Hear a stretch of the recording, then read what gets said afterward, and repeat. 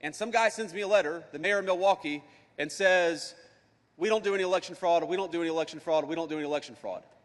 And my response to that is, you know what, it kind of reminds me of like a couple weeks ago, I get home to the Naval Observatory, the nicest public housing anywhere in the United States of America, and my 6-year-old greets me, and I love my little boy, but he's a little mischievous, and he gives me a big hug. He says, Daddy, I'm glad you're home. I didn't steal any of the cookies.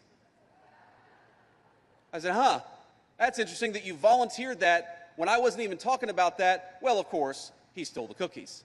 So when I hear a guy protesting out of nowhere, I did not do any election fraud, I did not do any election fraud, it makes me wonder, why is that guy protesting so aggressively? It's a little odd.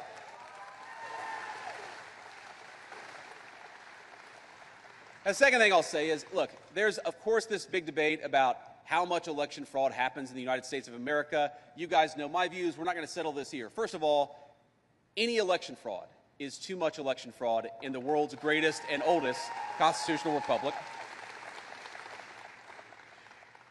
And number two, if Democrats want us to stop talking about election fraud, I make them a simple deal. Pass the Save America Act and get voter ID, and we'll stop talking about election fraud.